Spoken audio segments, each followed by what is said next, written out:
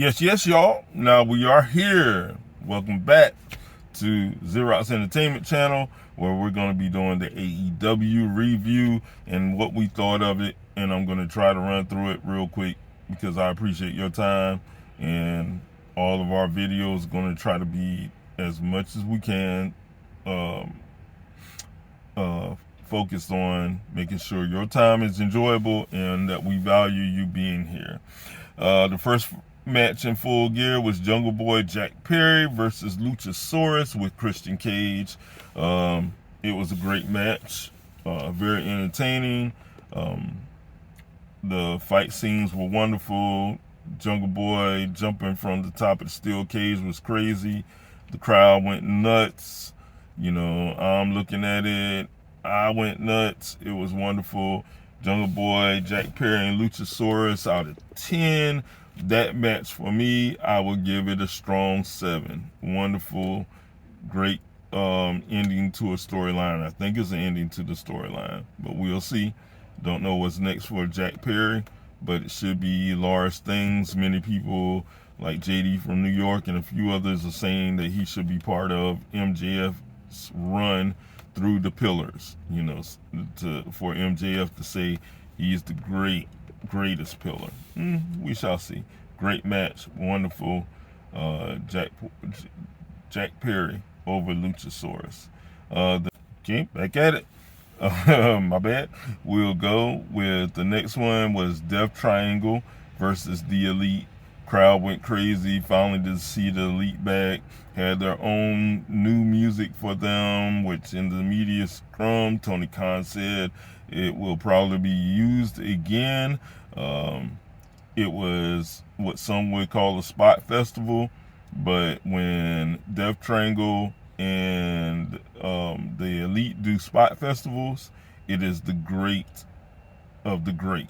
It's not one of those spot festivals where you be like, just seemed out of sync. Nah, these guys are out of sorts. These guys were great.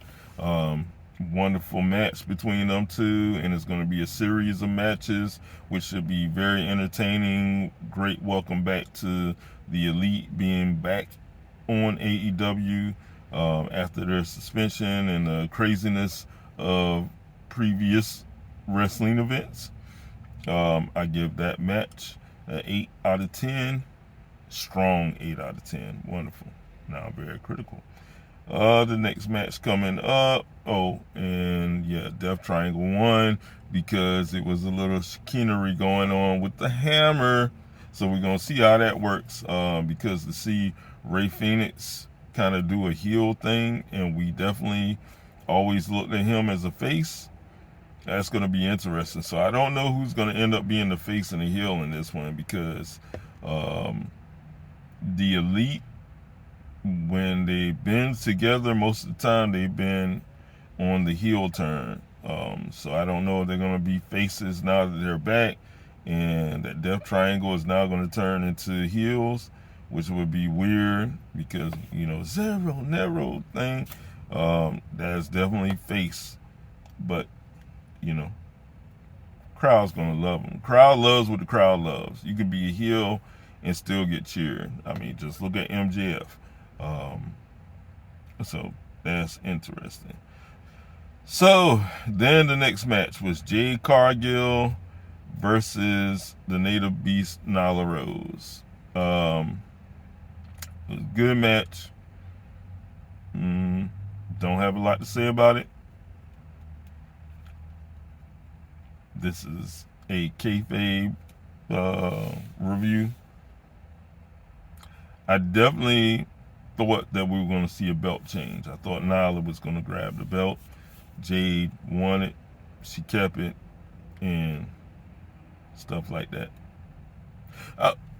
Let's shoot for a second because I didn't do it on the last video. Kind of meant to do it on the shoot video, but it didn't. Jade Cargill, I need her to sell other people's moves better. She's getting better. She's got to sell it a little bit more. When she won the belt, she should have been hurting like crazy. But then and she started selling it in the beginning, but then it started getting to the point where she was doing the, the Jade I'm better than you stance and all of that, which is fine if you're not hurt. But when you're hurt, that stance should be hard to do and to keep done. Like, she could start doing it and then like come right out of it like, I'm still hurt, but whatever. So Jade Cargill won over the Native Beast Dollar Rose. I gave that match a 5 out of 10. It was decent. It was decent. Next match that came up was the Ring of Honor World Championship match. The Ocho, Chris Jericho versus the American Dragon, Bryan Danielson, versus Spanish God, Sammy Guevara, versus Claudio Castagnoli. And you put all them guys in there, I don't care what you say. That match, I knew that match was going to be great. I knew that match was going to be next level. Because there's no way you're going to have that kind of talent in a ring and it not be next level. That match could have been the main event. Match was phenomenal. Everybody on there really can do a main event. Everybody. The Pillar, Spanish guy, Sammy Guevara, he could have done it. Claudio Castagnoli, he's great enough to do main event. But the American Dragon and the Ocho. Oh my goodness. Wonderful match. Of course, we kind of knew the Ocho was going to win, and he won. He's still carrying the belt. So we're going to see what happens next with the Ocho. Then the next match after that was Dr. Britt Baker. I know you said it with me. DMD versus Saraya.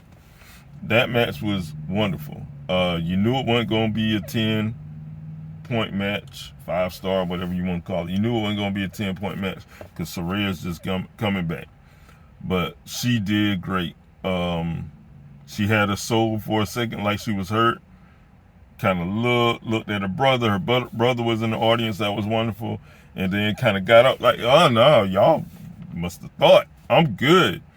And then they just worked. Her and Britt Baker, chemistry was excellent. They worked together. You could tell they like working together. Now I'm back in kayfabe. In shooting. Kayfabe it back. The match was wonderful. Britt gave Saraya everything that she can handle, but Saraya overcame and won the match. So it's going to be interesting to see what Saraya is going to be up to next. Britt, I'm sure, is probably getting ready to head and start trying to get that belt off of her best friend in AEW, which is Jamie Hayter. Then the next match was the TNT Championship match in a 3 banger with probably the three of the 5 most dominating figures in AEW. There's a few others that haven't been around like Miro, but these 3 right here are probably the biggest, baddest in AEW, which is Wardlow, Samoa Joe, and Powerhouse Hobbs. And it was as bang up, hard hitting as you can ever think of. Match with those dominating figures would be. Everybody had a great match in this one.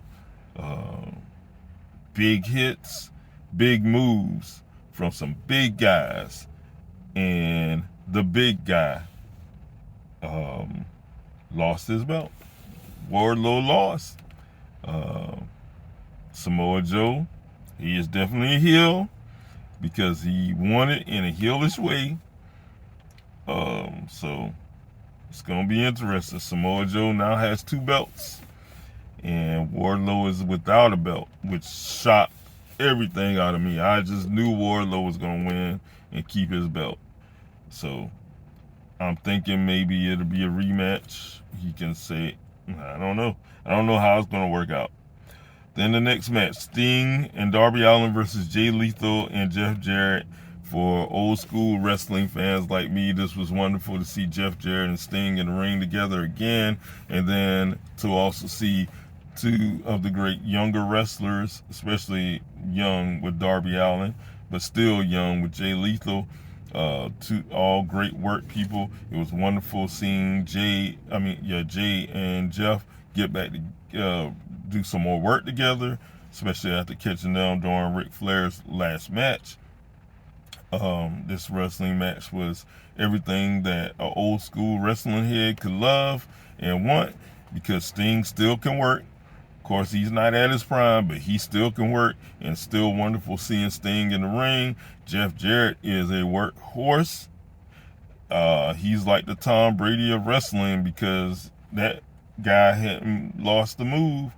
And Jay Lethal is probably one of the most underappreciated, underrated wrestlers in the sport of professional wrestling.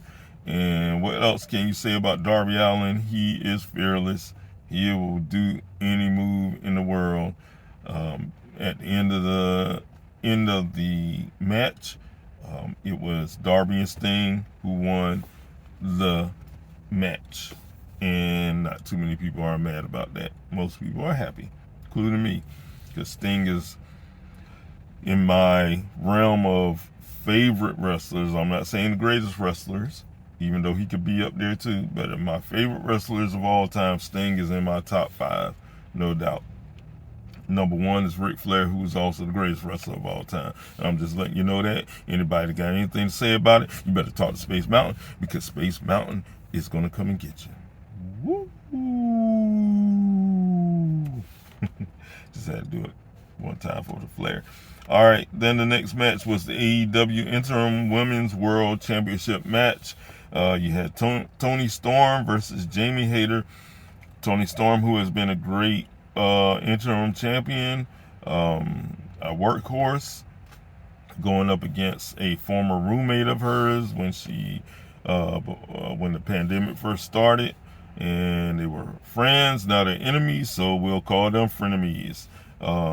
It was a great last match, Sting and Darby match. I'll give that match a 8 out of 10. Darby's always going to pull up any score that goes down. So yeah, 8 out of 10. It was great. So Toni Storm versus Jamie Hayter. Those girls went at it. Those young ladies went at it. Excuse me. Great wrestling match between the two of them. Was not boring. It was thoroughly entertaining to watch. Their moves are crisp. Their moves are impactful. Jamie Hayter is a strong woman. She does moves that you look at and you're like, wow, it's a bad girl. Toni Storm is a workhorse. She can get it done. She has great moves. But at the end of the day, Jamie Hayter took that belt, and now she is the interim Women's World Championship. That match I give a 7 out of 10. Wonderful match. And then the next match was the AEW World Tag Team Championship match. Everybody loves the Acclaim. It was the Acclaim, Max Caster, and Anthony Bowens versus what they like to call, it was Swerve and Our Glory, who they like to call Sneaky Swerve Strickland, and Unlimited Keith Lee. Wonderful match. Those guys have great ability to bring out the best in each other. Acclaim, wonderful at working together, where Swerve and Our Glory aren't so wonderful at working together. They tolerated each other, or they were tolerating each other in the match. Keith did not want to go to the level that Swerve wanted to go to win back the belts, and it ended up making Keith so mad that he bounced out and left Swerve Strickland in there to fight by himself. so bad. I thought his cousin Will was going to come out of the crowd and try to help Swerve out. It's just a little joke, especially for what everything the Acclaim said in the rap song. So anyway, the Acclaim ended up winning. They retained their titles, and now they'll move on and take on some other comers, which many of us believe that possibly FTR is in the future, in the immediate future, or FTR wants a shot at the belts. And then the main, I got to do my boy's voice. Then it was time for the main event. So then you had the AEW World Championship match. Jon Moxley, the champion, with William Regal versus MJF. And the shots were heavy. The crowd was live, and they worked hard. I keep on skipping my score. The Swerve and the Glory Acclaim match, give that an 8 out of 10. And then we had Jon Moxley versus MJF, where MJF, you started feeling over the past few weeks like he was going to be a babyface. He was doing things the babyfaces do, but that sneaky behind MJF had some tricks up his sleeve, and he always says the biggest trick that the devil ever pulled on the world was to make him think he doesn't exist. Well, turned out the devil was someone I was starting to think was going to be the devil. I had a feeling it was going to happen. And that darn Bill Regal. William Regal. That darn William Regal. I knew it. I knew he was going to turn on a crew that he basically helped put together. He helped put those fellas together.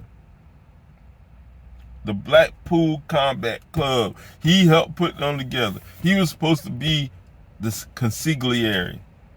He was supposed to be their main guy. And this dude turns on their top guy in the Blackpool Combat Club, Jon Moxley. No, MJF. Now, let's give it to MJF. Let's give it to MJF, people. He said he wasn't going to need that darn ring, that dynamite ring. He wasn't going to need that darn ring. He didn't need it. He didn't need it. He did not lie. Why didn't he need it? Because Lord William Regal had some darn brass knuckles that he slipped to MJF. And MJF was able to knock the flying breath out of Jon Moxley. Moxley went down. MJF played like he was still hurt. And the ref finally came around. Turned over. All of a sudden, MJF rolls over, pins Jon Moxley. 1, who's unconscious. 2, with his life, or temporarily his life, knocked out of him by MJF, with brass knuckles given to him by Lord William Regal. 3, MJF, new AEW champion of the freaking world. Only in MJF style. So MJF keeps on saying he's the devil, he's Satan, whatever. No, he's not. He knew him. It was Lord William Regal. I tell you what I know. Regal said he knew how to be dirty. He said he knew how to play one of the dirtiest people in the world. He asked MJF, can you do it?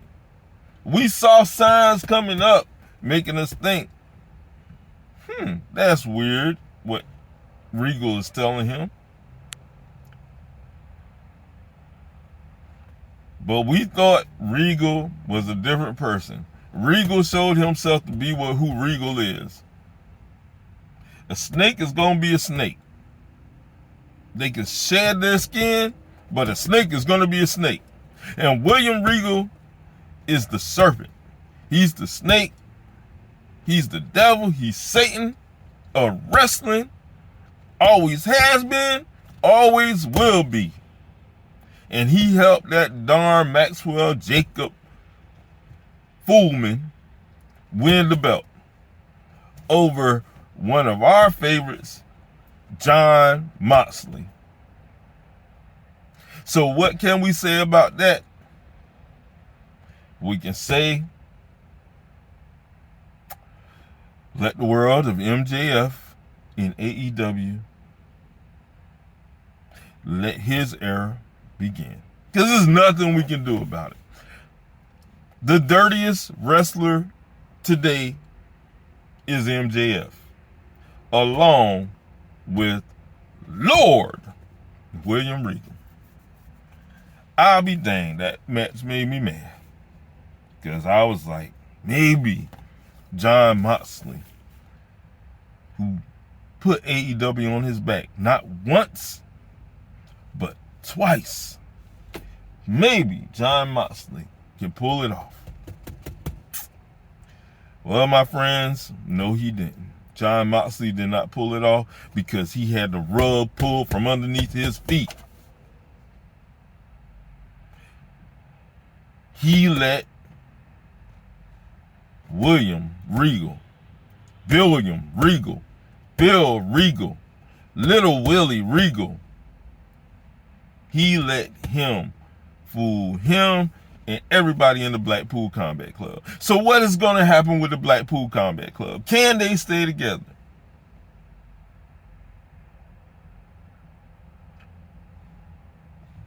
Are they going to kick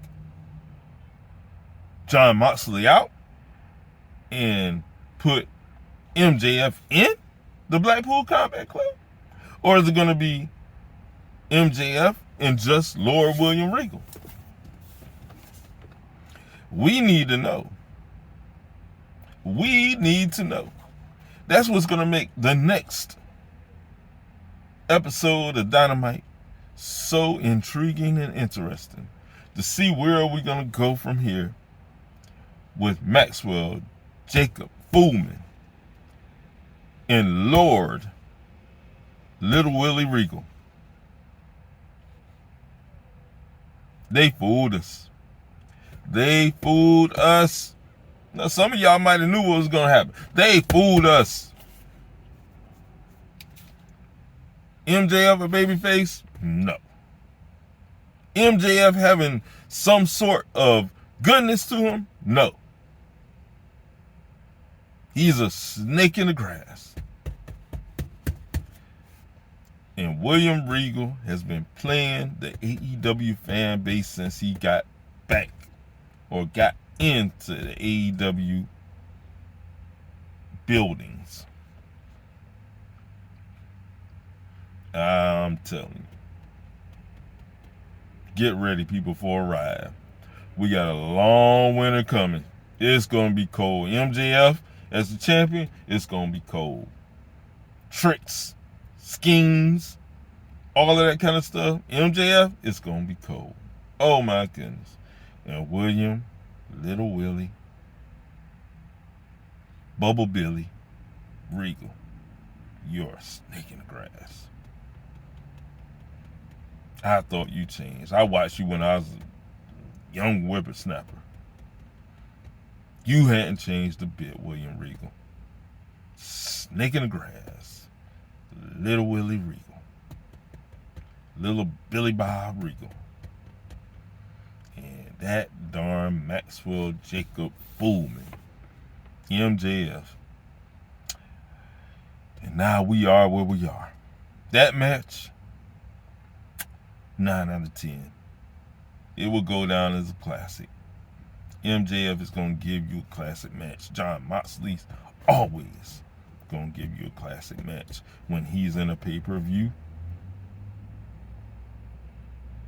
Left nothing on the table but That darn Willie, little Billy Regal.